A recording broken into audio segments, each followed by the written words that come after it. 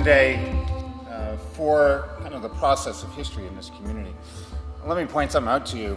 When I wrote a book almost exactly 20 years ago about the summer of 1862, it's a book that focuses on the Second Battle of Manassas, but also talks about the presence of the armies in Northern Virginia and Central Virginia in 1862.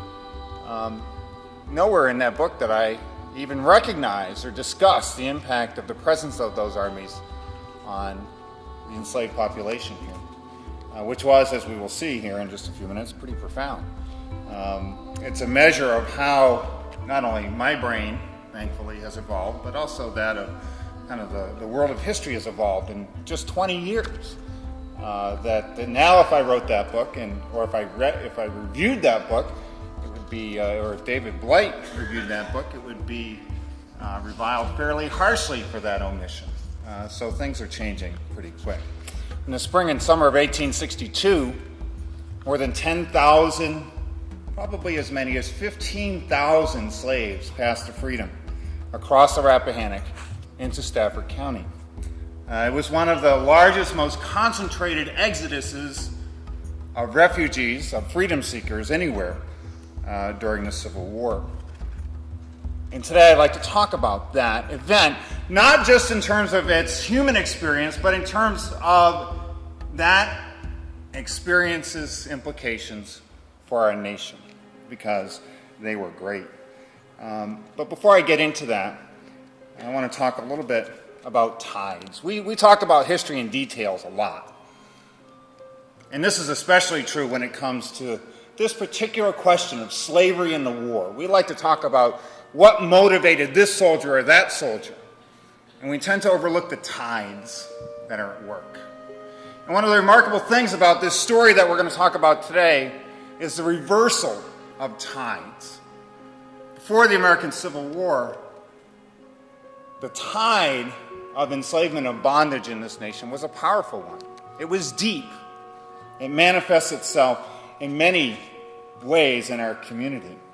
Slavery was not incidental here, although many like to pretend that it was.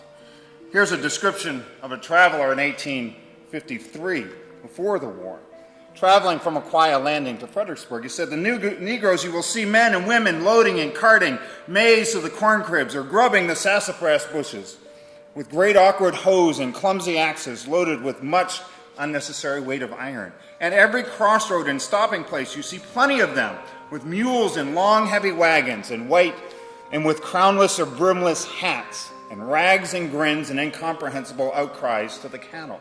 They were everywhere. You see the masters too, occasionally on horseback."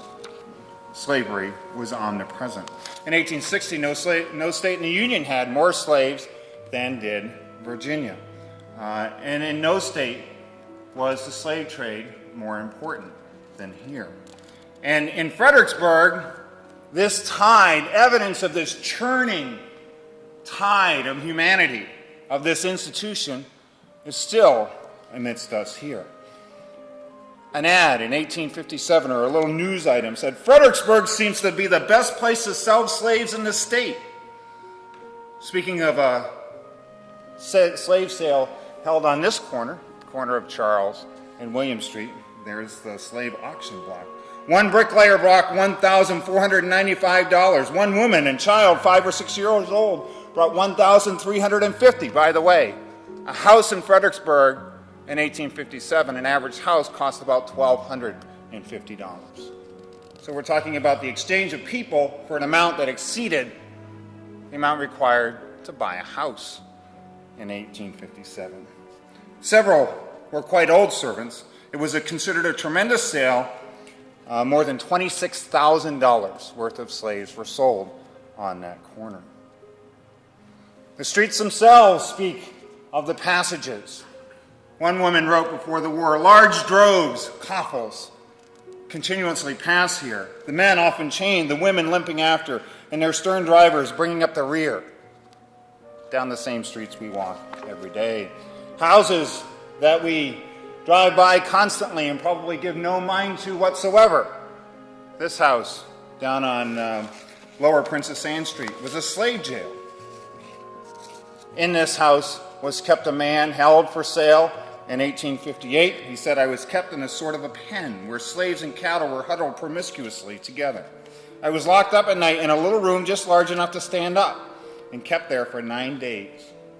I was sold to Dr. James, a Tennessee slave trader, who gave $1,500 for me," this slavery member. The rivers and the railroads all carried a tide of humanity, extending the tendrils of slavery deeper into the core of our nation. From Aquia Landing, south along the railroad, this tide continued. Within town in 1860, were in fact, I got the number, 326 slave-related buildings, slave cabins like this one. There are about a dozen left today. This happens to be one rather famous behind 409 Hanover Street, where, at least for a time, in 1859, the local slave John Washington lived. So this tide of slavery, supported at all levels of government, rushing steadily southward, deeper into our nation. And yet in 1862, the tide stopped. The tide reversed. And those slaves, many of them, at least those in this area, gained freedom. So our story today is really a story of that reversal of tide. The infrastructure dismantled because of war, because of the presence of the Union Army here, because of slaves' desire for freedom. "Kind treatment is a good thing," said one slave just before the Civil War, lived in Virginia. "Kind treatment is a good thing, but it isn't liberty, and colored people want their rights." One of the most interesting things, at least to my mind, about any great social movement in America is how we go from agitation, public unrest about an issue, and transform it into public policy. Because ultimately, the only way change is institutionalized is if it becomes public policy. And in the case of slavery, the Union Army in Fredericksburg, and our nation, there are very few more interesting mixes of the political and the social and the military and the personal anywhere in America. And what's best of all for us is we live in a community that tells part of that national story. I've often said that every town has a history, but very few towns have histories that reverberate across the national landscape. And ours does, as we shall see. As the Union Army marched south in April of 1862, 150 years ago this very week, it did so amidst a war that was changing. The Army itself was in fact on the cutting edge of that change. Now the war had begun as one thing for sure. In most people's minds, certainly, it had begun as an effort to restore the Union. But it slowly evolved into something more than that. Not something else, but something more than that. And that change, that evolution from a purely military exercise to restore the Union to a conflagration that would restore the Union by transforming it is a powerful process. It is one of those great tides of history. And Fredericksburg is right in the middle of it. Now, the reason the war changed, there were many, of course, but for our purposes today, the inspiration for change, for evolution, from that transformation of a purely military exercise into something else, the inspiration for that was in delay, in stalemate, in Union victories that did not cause the end of the Confederacy, as many had envisioned. And so when the purely military exercise failed to produce the results, what happened? People looked at other ways. What else was necessary to win this war? And quickly rising to the top of that conversation was a question about whether the end of slavery, the abolition of slavery, the emancipation of human beings was critical to whether or not the Union would win the war effort. And as the war turned into 1862, there were many in America who were agitating loudly and louder every day that yes, the war needed to change. The war needed to be harder. The war needed to change America. Others saw that maybe a prolonged war might help with these things. And so you begin, in 1862 especially, you see tensions that philosophically underlay the war in many respects at the very beginning, but you begin to see them take public form, and the public assume a consciousness about them. Now, this evolution in a changing war brought profound stress on the Union war effort, and especially on the armies and the leaders of those armies that waged that war in 1862. Because the Army in 1862, just as it is today, was a great bastion of conservative thought. And the great bastion of conservative military thought in America in 1862 was a man named George Brinton McClellan, who helped shape the culture of the dominant Union Army in America at that time. Not always the political views, but certainly the culture of conservatism that governed Virginia military operations until the arrival of U.S. Grant in 1864 was set in 1861. There's another man very important to this equation, his favored subordinate, a man named John Porter, who many of you probably have not heard of, but was a fairly prominent fellow and a very well-connected fellow in 1862.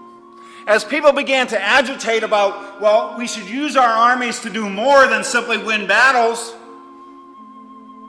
the man who led the argument against that was George Brinton McClellan. In November of 1861, he writes to one of his friends, "Help me to dodge the Negro. We want nothing to do with him. I am fighting to preserve the integrity of the Union and no other issue. To gain that end, we cannot afford to mix up the Negro question. It must be incidental and subsidiary." So why? Was he unpatriotic? Was McClellan particularly more racist than his cohorts in America at the time? In fact, his political views, or his views on the question of federal policy and slavery, were not all that radically different than Abraham Lincoln's at the time. He had another reason, as articulated by John Porter, for why this war should be limited in its scope. John Porter wrote just a few months later, "We will reconquer the country," speaking of Virginia, "in a manner which will develop Union feeling and cause Virginia to rejoin us." I'm not sure how you conquer someone in a way to inspire Union feeling if you're the Union Army. And then he went on a little bit further, Porter did, and he says, "The Army goes as a disciplined body, not an armed mob, compelled to respect private rights and to win the respect of the people whom we will be with." So this view of war is not a retrograde look backward. It's a look forward to a day where we have to live with these people again. Let us not antagonize them by destroying the institutions that make them distinctive. Now, all of this might have remained the private ruminations of a military man, an unhappy military man, except for one thing. As McClellan delayed, as the war slogged on into 1862, those in power in Washington began to wonder if there was a connection between those delays, that slog, and the political views of those who were commanding the armies. Was it possible, some began to ask, that McClellan's delays before and during the Peninsula Campaign were not rooted in military considerations, but because he didn't want to win the war badly enough. Or he didn't want to win the war, certainly in a fashion that was growing fashionable on Capitol Hill.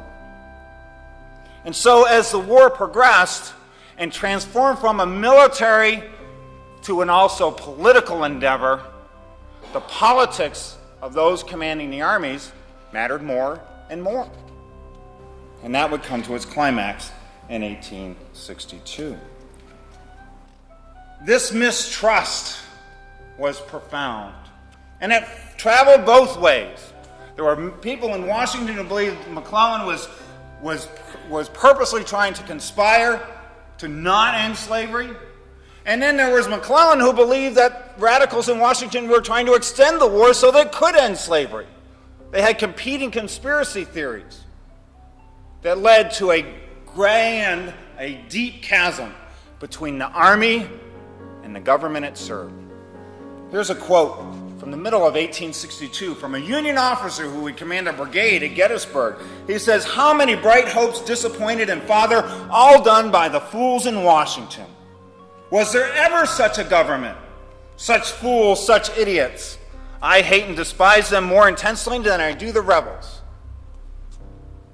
That's a pretty remarkable confession from a man serving in the United States Army. Now, as I mentioned, the irony of all this is that in many ways, McClellan's views on slavery and the policy of slavery, as it related to the federal government, wasn't really all that much different than Abraham Lincoln's. In fact, they were in many ways, I would argue that in fact that the only man more conservative in Virginia in terms of military affairs in 1862 was Abraham Lincoln. He was conservative, cripplingly so in many respects across the board compared to McClellan. But regardless of the personal views of these men, and regardless of the political views of George Benton McClellan, the question of emancipation rose higher and higher in volume as 1862 turned on. And the question of emancipation would ultimately turn on two things. First, the most profound question: was emancipation a military necessity?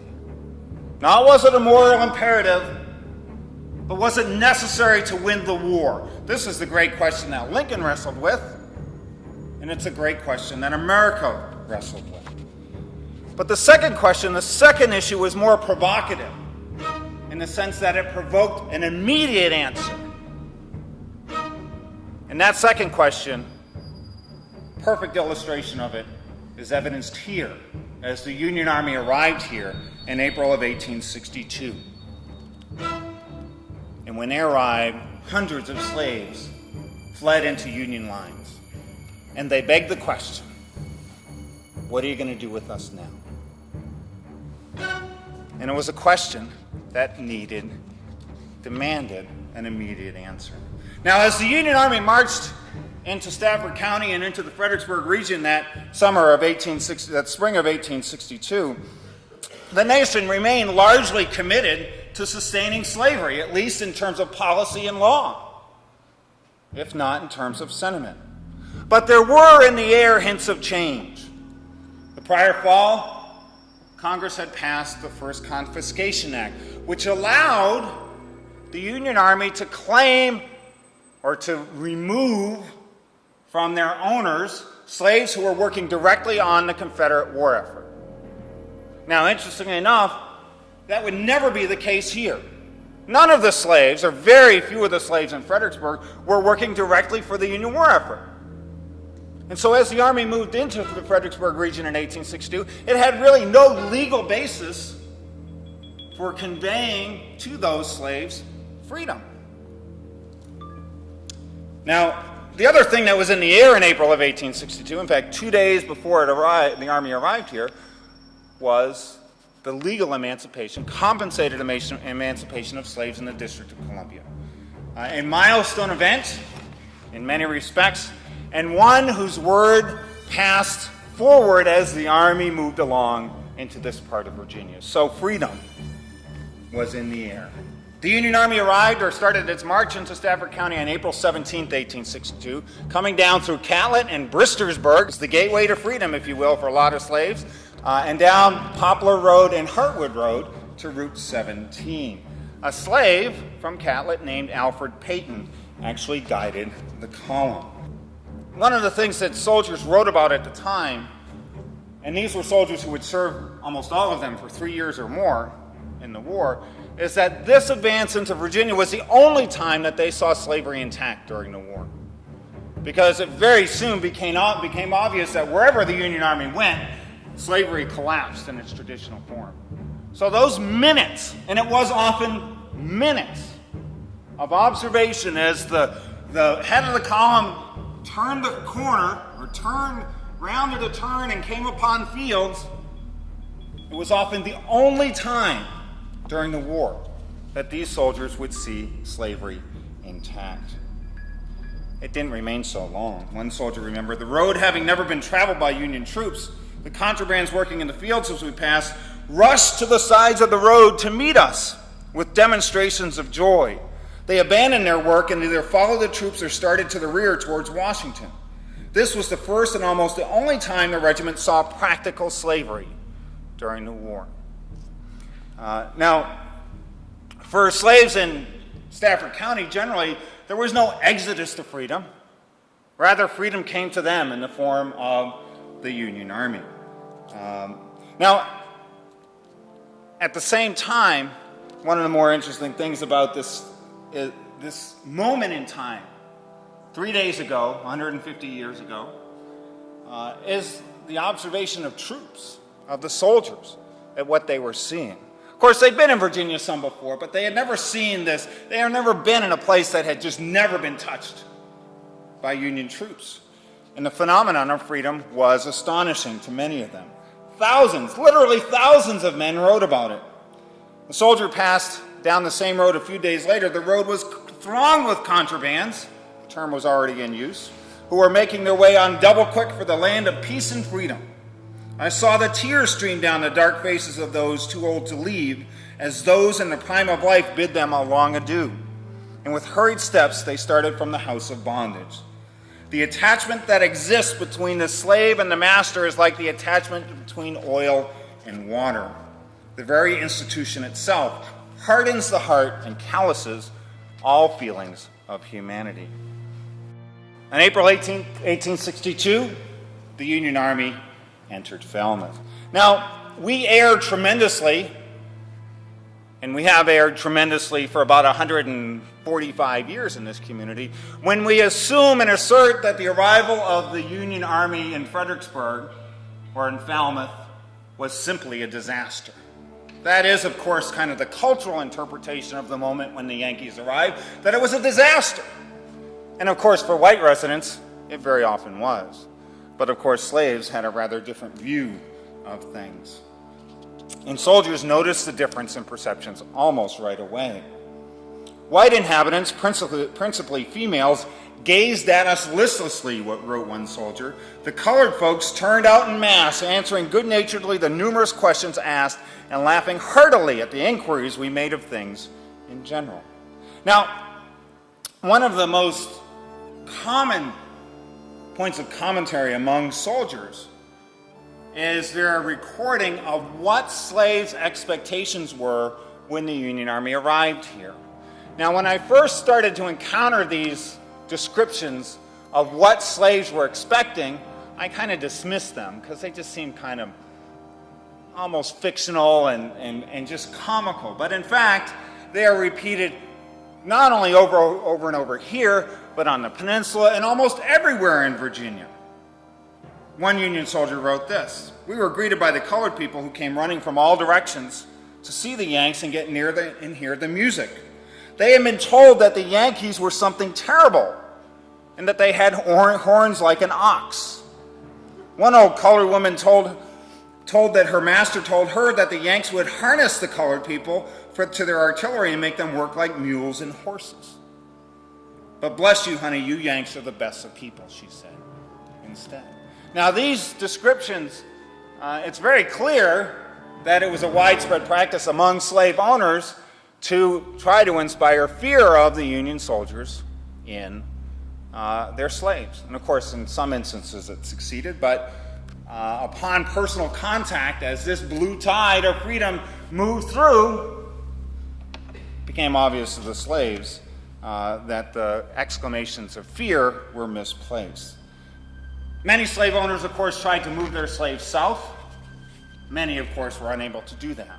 And so there were thousands in place here when the Union Army arrived. Now, word quickly spread through Spotsylvania, Caroline, Orange, Hanover, King George, even beyond Richmond, that the Union Army had arrived in Fredericksburg.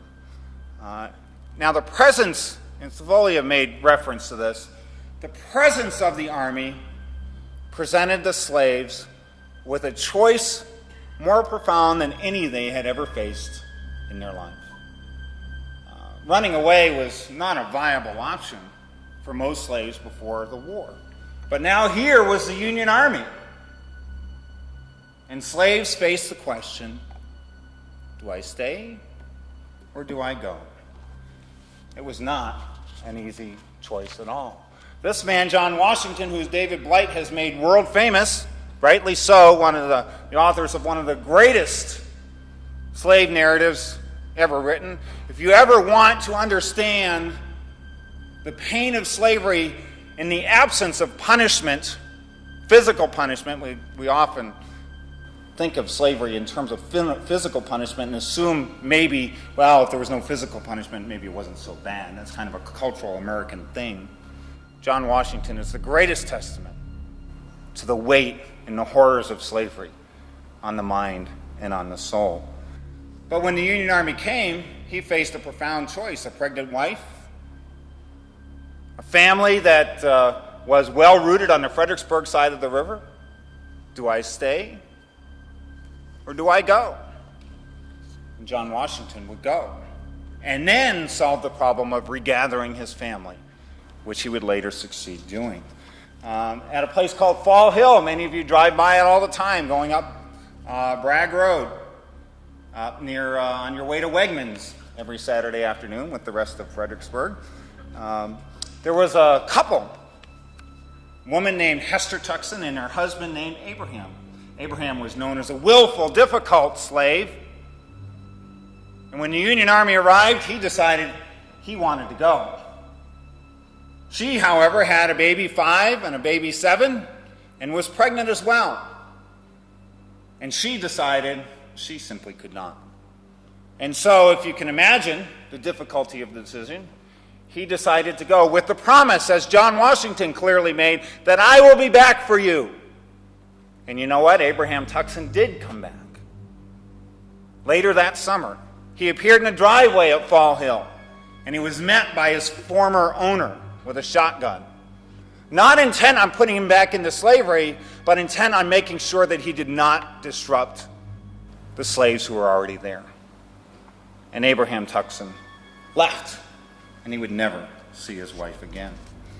At this house in Caroline County, a place called Santee, which is about 8 or 10 miles south of Fredericksburg, a woman named Fannie Lee had been a slave there. She was born in 1839 or thereabouts, so she was 23 years old at the time, had children. But she decided forcefully early on that she was going nowhere. As Savolia mentioned, most slaves didn't go. Most slaves decided to stay for reasons of geography, many of them, but others had other calculations in mind. And Fannie Lee carefully calculated what she was going to do. One day she got into a discussion with her owner about the Union Army and its looming presence. She used an analogy. She said God was the captain. He started this war, she said, and this is her talking to her owner. And he's right in front, and our captain ain't never been beaten. Soon he'll start out again, and you'll hear the bugles blow, and he'll march to victory. I tell you, we're going to be a free people. You all be getting your pay sure enough for what you've done to us. Poor black folks, we've been killed up like dogs, and the stripes you've laid on us just as bad as if our skin was white as snow. But I ain't going to run away from my children. in the river as some slaves have done, for I'm as certain this war will set us free as I stand here. Now there's a woman making a plan that she was not going to risk her children, that she was going to calculate, have faith in Union victory. Her owners, she later said, I told my owners exactly what I thought. My mistress said, Fanny, you is foolish. And my master said, you ain't got no sense. And of course, she would be right. Now, a major part of slaves' calculation of what they would do next hinged on their perception of how the Union Army would receive them. Now, bear in mind, again, there was no real legal basis for the Union Army to proclaim these slaves as free. So there was no guarantee by any stretch. There was no Emancipation Proclamation. Later in the summer, the government would pass another Confiscation Act, which would address the legal status of slaves. But even those slaves who had, down on the peninsula, for example, by virtue of the first Confiscation Act, had gone to freedom, technically, legally, they were still slaves. They just weren't slaves of their former owners anymore. They were actually owned by the federal government for a while, hence the term contraband. So the big question for slaves was, will they send us away? What will they do with us if we enter Union lines? Will they send us back? Or, as their owners so often threatened, would they send us to Haiti? Or strap us like mules and force us to help pull artillery? But there were many slaves, of course, who went right away, but many more waited. In fact, of the dates that we know, and we know the names and stories, or at least in a limited extent, of almost 300 of the 10,000 or more slaves who crossed into Union lines that summer. The most common dates that they went was in June and July and August. Not in April, not in May, but long enough to kind of make this calculation as to what their likely fate would be. How many ran from this region? We really can't say. I can say that there were just under 26,000 slaves in Stafford, Spotsylvania, Caroline, and Fredericksburg.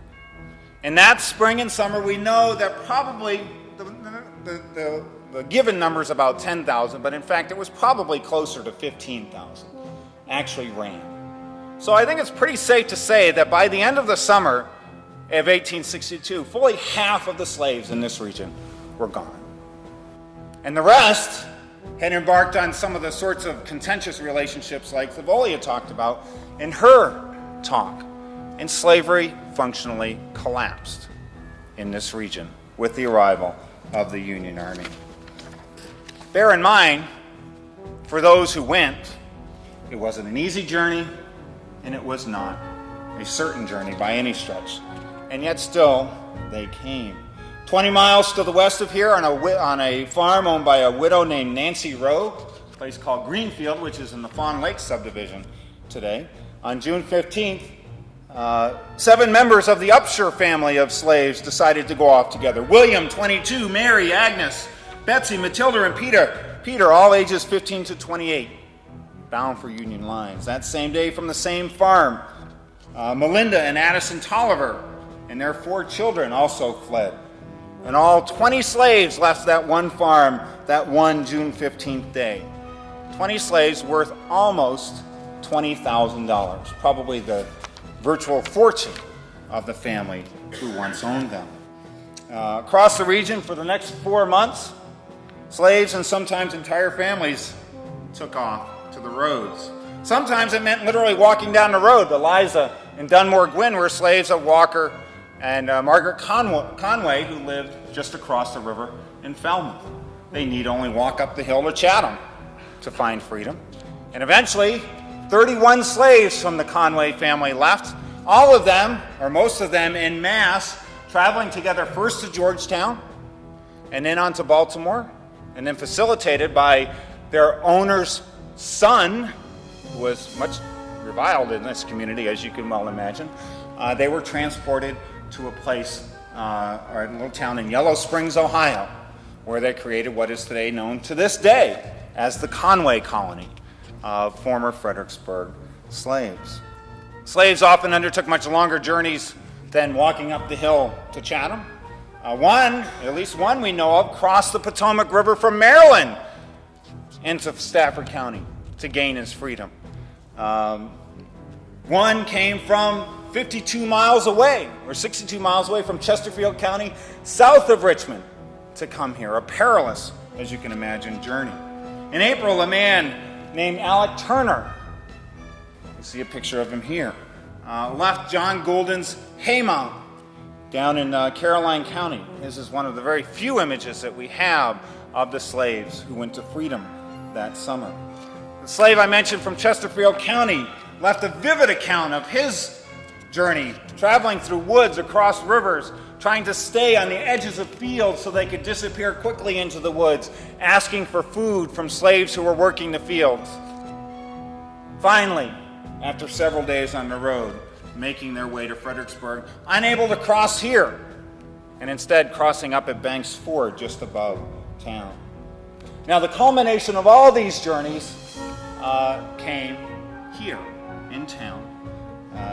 Benjamin Borton, Ohio soldier, just was in charge of managing, housing the newly freed slaves in the courthouse in Fredericksburg that summer. He said they came singly, and in twos and threes and squads, sometimes on foot or in an old cart with a lank mule attached.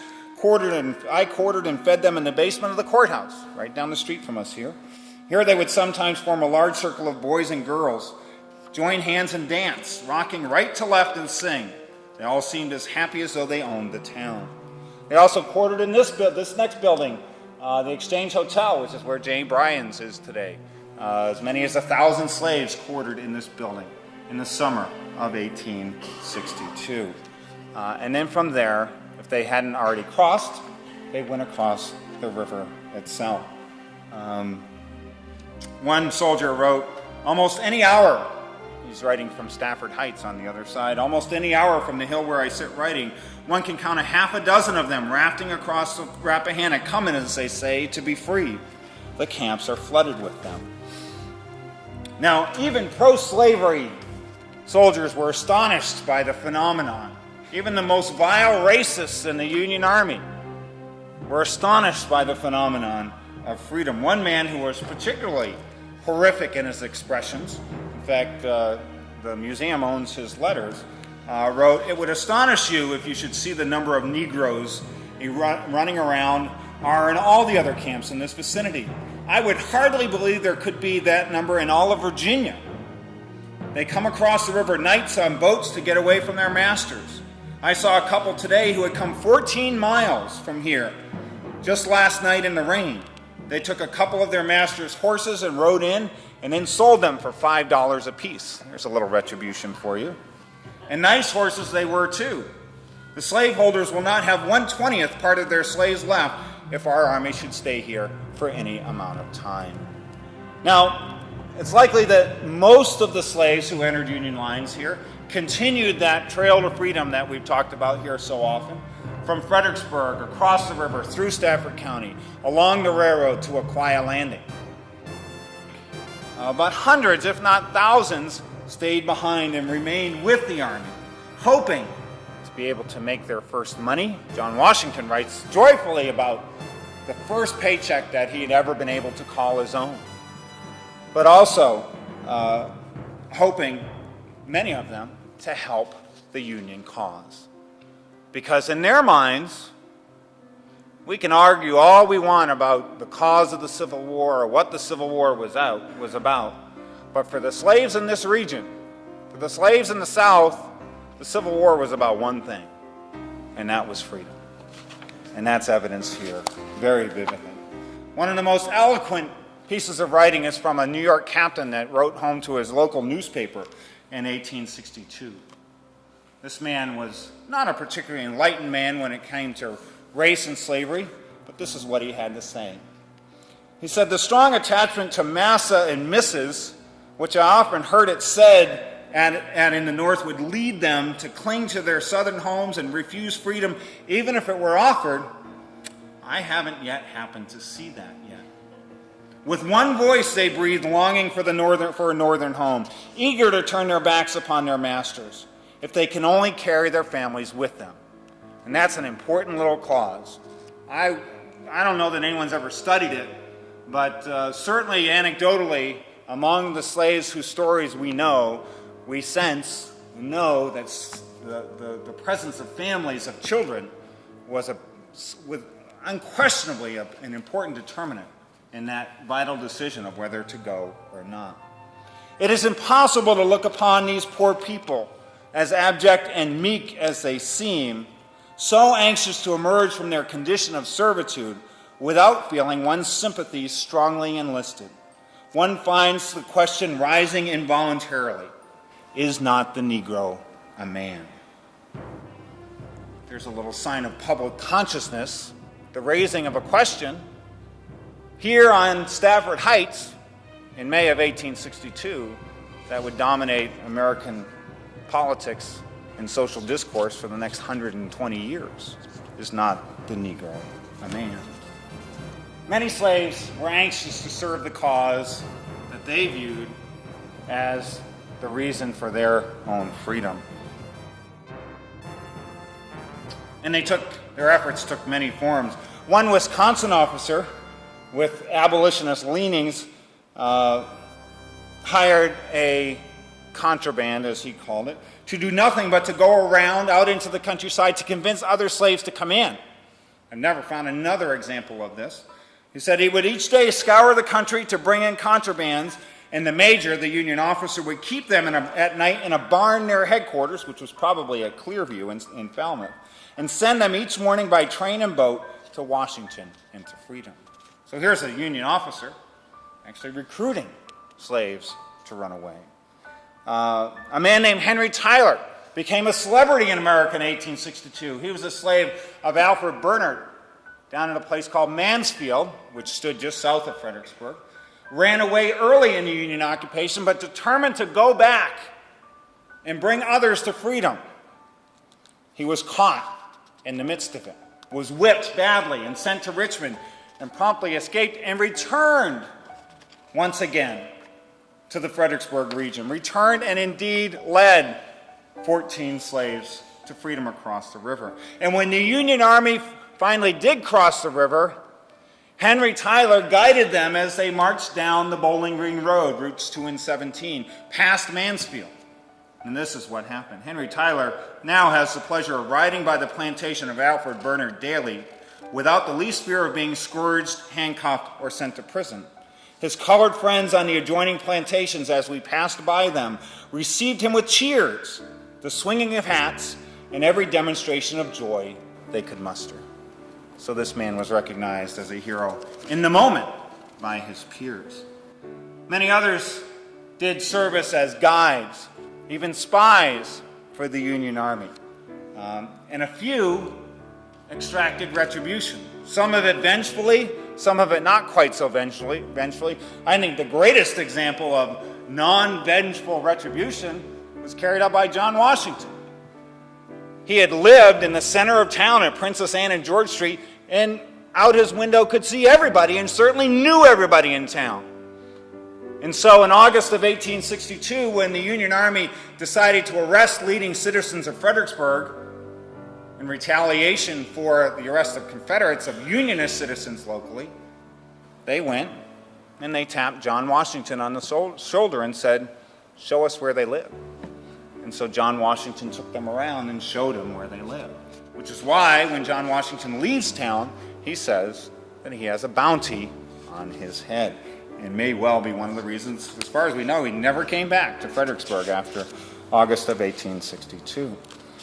A man named Alec Turner, I mentioned him before. According to the oral history in the family, supported by some documentation, he ran away and took up residence with the 1st New Jersey Cavalry in King George. And as soon as he got there, he said, "You know what? There is a squadron of Confederate cavalry at my own place. I'll take you there." And so he led the New Jersey Cavalry across the river, and they raided his farm at Haymount. And according to family tradition, during the melee, Alec Turner himself singled out his former overseer and killed him during the melee that followed. And some, of course, would eventually enlist in the United States colored troops. There's a fabulous image owned by the John J. Wright Museum of Spotsylvania, of a man probably from Spotsylvania named George Washington. We can't be sure because there were 10 George Washingtons in the 23rd United States colored troops. But this wonderful image. Among those who enlisted, Abraham Tuckson, remember the man who had been driven off by his owner, joined the 23rd United States colored troops and would die at the Battle of the Crater. But most important for our purposes today is how this story reverberates across the landscape. It's pretty obvious that these stories are stories that were life-changing events for those who lived them out, the slaves especially who passed to freedom. But what did this tide of freedom mean for our nation? I'm going to read a quote to you written by George McClellan. I read from him earlier. This is in the spring of 1862, and this is what he said. He was writing to the owner of a plantation down on the James River. He said, "I have not come here to wage war upon the defenseless, upon non-combatants, upon private property," of course meaning dominantly slaves, "nor upon the domestic institutions of the land. I and the army I command are fighting to secure the Union and maintain the Constitution and laws, and for no other purpose. I have done my best," listen to this, "I have done my best to secure protection to private property, but I confess that circumstances beyond my control have often defeated my purposes." Of course, what's he referring to? He's talking about the acts of slaves, taking to their own feet and leaving their owners and clinging themselves or entering the Union lines. Now, this dramatic human act of seizing freedom did not settle the matter. There are many pillars of social change. You see it common to every major social change in America. But the most important point, that point that matters most, is when the acts and inclinations of the people are transformed into public policy. Remember, what happened in 1862 didn't reflect any policy. It certainly reflected the sentiments of slaves, and it reflected the sentiments of a lot of Northerners as well. But it was not public policy. Slavery was still legal, and all the legal supports for it were still in place when this happened. But in claiming freedom, these slaves pushed the question that became more and more urgent as the summer of 1862 progressed. Was the abolition of slavery necessary to win the war? Should emancipation become a goal and purpose of the war? Would freedom become policy? Among soldiers, it became pretty obvious fairly fast that slaves played a major role in sustaining the Confederate war effort. To them, the question was not so much should slavery end wherever the army went. That was happening already. But within the army, the question was, should the nation, should the government, should Abraham Lincoln proclaim the end of slavery in the rebellious states as a matter of policy and not simply allow it to be an incidental fact? And that was the great question of 1862. And that largely was the great question that separated McClellan and Porter from the government that their army served. And the views of the army on this question really reflected the nation at large. Most in the army did not favor, and I've read tens of thousands of letters, most in 1862 did not favor emancipation as a policy. They accepted it as a reality, but not as a policy. One man labeled it purely the idea of an Emancipation Proclamation, an instrument for enraging our enemies. Exactly the sentiments shared by McClellan and Porter. One Vermonter complained that the abolition of slavery, and I quote, would saddle so much additional labor upon Union soldiers. Thomas Mann of the 18th Massachusetts correctly foresaw that the abolition would, by virtue of the Emancipation Proclamation, require complete conquest of the South. Man was no great supporter of slavery, but he could not justify, as he wrote, desolating the country for the sake of freeing the slaves. Now, these ruminations by common soldiers have often led Americans down a rabbit hole of confusion when it comes to the issue of slavery.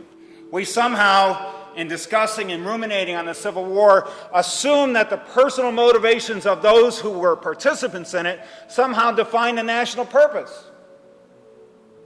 If my great-great-grandfather was a racist from upstate New York who didn't give a hoot about slavery, well, heck, he joined the Union Army, so clearly the war wasn't about slavery. And so we've entangled these questions to a point where we've contorted our kind of cultural understanding of the war into something that bears little resemblance to the historical record. But in fact, it's not the motivations, the personal views of soldiers or presidents. It's the policies that they pursue that ultimately change our nation and the world and define our nation as well. And so isn't it one of the great ironies of history that George Brinton McClellan, on September 17, 1862, won the victory at Antietam that allowed his boss, Abraham Lincoln, to issue the proclamation that fundamentally changed the war in precisely the way that George B. McClellan feared most.